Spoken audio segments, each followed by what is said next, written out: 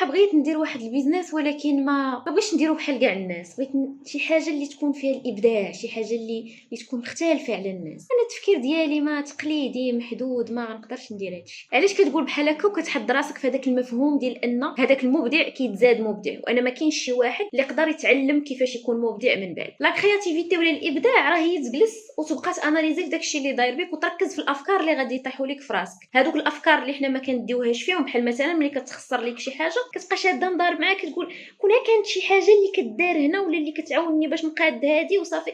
انت قلتي هذيك الفكره ودازت، ولكن واحد اخر راه شد هذيك الفكره وخدم عليها وطورها وخرجها، خرج منها واحد برودوي ولا فكره ولا سيرفيس. وهذا الشيء باش كاين واحد التطور في العالم من نهار عقلنا. ولكن ماشي غير تسمع هذا الشيء وتقول راه كاع راه لا كرياتيفيتي كاينه غير في انني ندير واحد برودوي جديد ما عمره كان، ولا نجيب شي فكره جديده ما عمرها كانت. باش تقدر مثلا يكون عندك نفس البيزنس اللي عند جارك، ولكن انت تكون زايد عليه بشي حاجه اللي لاحظتي واحد الثغره كاينه في السوق وانت درتي ليها واحد الفكره باش استغليتي وسديتي هذيك الثغره. يقدر يكون مثلا غير التعامل ديالك، غير شي سيرفيس ابري فونت درتيه، شي حاجه بسيطه بحال هكا هي اللي غتخلق الفرق، وغادي تخلي الكليان يخلي هذاك جارك ويجي عندك. دونك غادي خصك تلاحظ، تاناليزي وتصنت الافكار اللي كيطيحوا عليك، وخصوصا غادي خصك الزعامه باش تخرج هذوك الافكار وتطبقهم. نجحات تبارك الله، ما نجحاتش ما تسوقش اللي غادي يعيبوا عليك ودوز نيكست ايديا، وانت غادي كتجرب حتى تطيح في هذيك ليدي اللي غتعطيك واحد لافونتاج كونكورونسيال.